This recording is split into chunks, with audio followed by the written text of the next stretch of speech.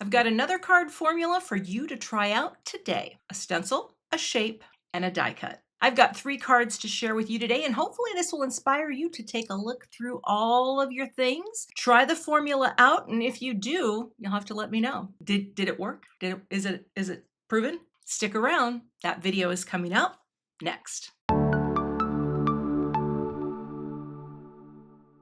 To get started with the formula, we're going to do our stenciled piece. So I'm going to grab a piece of cardstock here, and I'm going to grab a really simple, basic design for a stencil. This is 1 layer, easy peasy and breezy. We're going to put this down, and the grip mat that I'm using, this is the Craft Tacky Mat from Simon Says Stamp, is going to hold that nicely in place. I'm going to use a trio of inks here: Rose Quartz, Puffy Heart, and Purple Wine. These are all from Altenew, and I will be picking these up and adding them on. So we're just going to stencil first before we move on to our shape.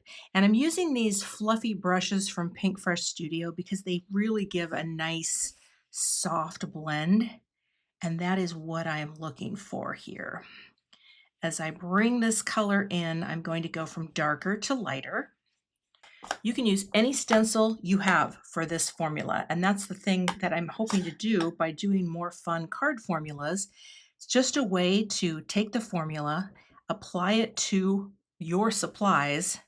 I'm going to tap this off a little just to really soften it, and then give it a go. All right, so here we go. We're going to come in here, get a little of this darker color right there in the center, like that. And we'll bring in the last color for the bottom, which is Purple Wine. Of course, you could also do rainbow blends. You could do short analogous blends where you take 3 colors in the rainbow that follow one another on the color wheel and just create a blend over whatever pattern you have. I'm going to bring this one up from the bottom because it's going to be a little darker. And then I will overlap that mid-tone color. And that is all I'm doing for my stencil. So when I reveal, you will see we have a really nice monochromatic blend of hearts. I will clean this off just off camera with a little bit of alcohol. I use rubbing alcohol and just give that a spritz to get my stencil cleaned off. Now we're going to move on to our shape. Just wanted to share a quick tip. Well, I use alcohol in a spray bottle to clean off my stencils because it's quick and it dries really quickly and it won't hurt the stencil. I do not use it on my photopolymer grip mats, not any of them that I use. For that, I will just do a spritz of water to wipe off the excess ink. And if it stains a little, it's no big deal. But you don't want to use alcohol on these mats. Just use water to clean and you're good to go. For my shape, I thought it would be nice to do a heart because we're going with a heart theme. So I'm actually going to take the largest heart, and I love this design because it's kind of a wider heart and not a traditional, well, you know. We're going to take a crop, and I'm going to cut this out for my shape. So I will bring out my plate here and just take it. One of the reasons it's fun to stencil first is then you don't have to worry about, is my shape going to be stenciled perfectly? You can figure out the crop just by moving whatever shape you're going to have. And I'd like to have, a little bit around every piece. I'd like to have a little of the dark and a little of the light. And you can also save this little piece to make something else out of, but I'm going to go ahead and cut this out. Run that through my machine.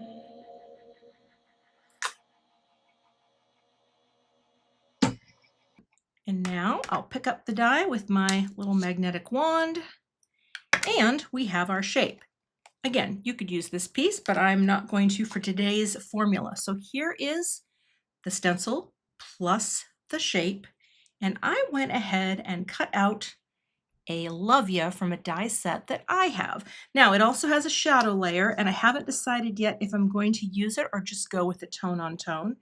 And now I can turn this into a card. Wanted to show you it does need a shadow layer. So I took this color cardstock, which I think is Sweet Pea from Concord and Ninth, And now we're gonna have something that stands off the heart really nicely.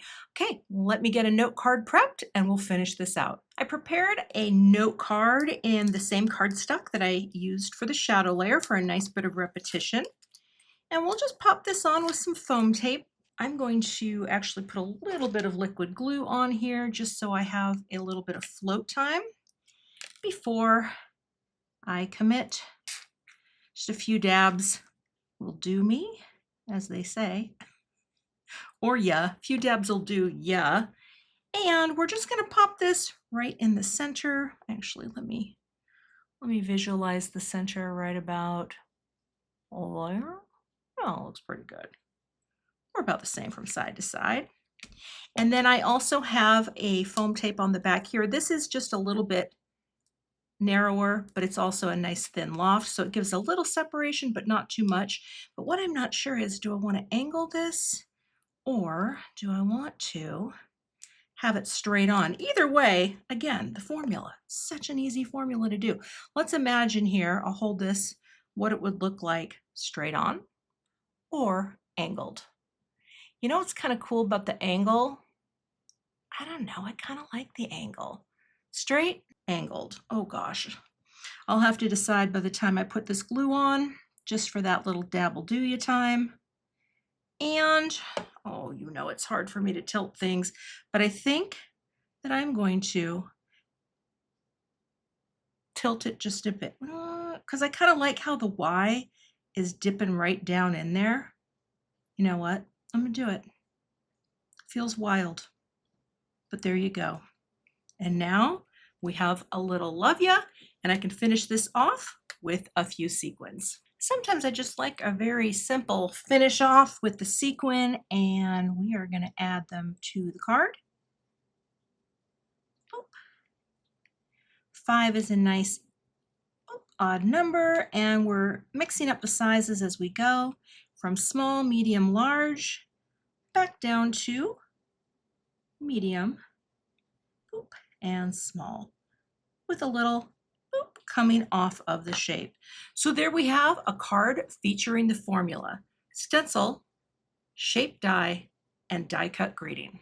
Let's take a look at some other cards I made that feature this same formula. Here's a look at card 2, wherein I used the formula. So we started with the stencil. I used these pretty blue colors from Simon Says Stamp and this fun underwater stencil, which you can do a lot of things with that aren't even water. I've seen some really beautiful samples, but I chose a little blue water theme, and then I cut my shape with a squoval die set.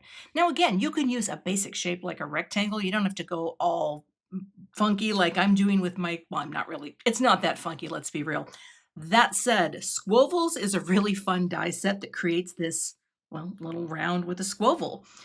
And then I used my solo smile die. This just does the word smile in this chunky script and a shadow layer. And then I used coordinating stamps that go with the word smile.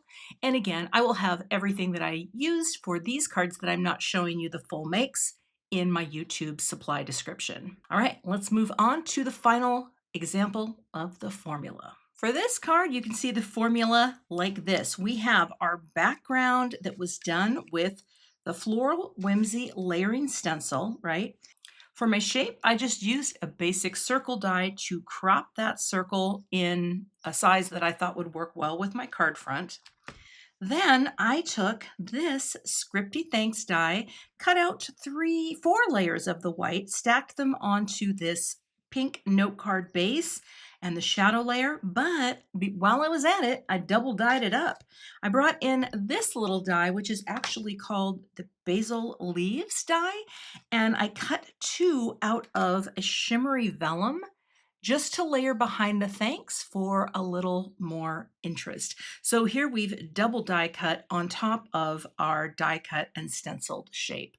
Plus I finished this off with a few little embellishments, and I have a really pretty set of colors. I actually used those and these, and again, I'll have them all linked in the supplies. So let's take a look at all 3 cards and review the formula. So here's a look at my 3 cards. They are very simple in design, but I find that that can be really helpful when talking about formulas. So let's do a quick design review on card. I didn't realize that I was using the same pink cardstock. You know, it happens sometimes, but if I overlay my little grid here, we can just take a look at how this is laid out. This is a very symmetrical design. Our little heart is right in the center of our 9-quadrant grid. We have our little embellishments coming up, mostly staying in that center column.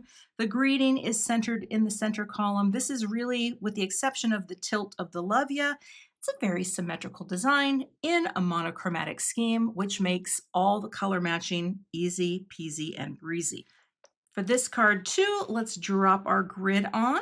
So here, I like that this title has been dropped down on the shape so that it is hitting right in these intersecting marks down in the lower third. Now, these little circular areas are just key points of interest when you break your design up into a grid like this. And I have the link to how to make one of these in my description box below.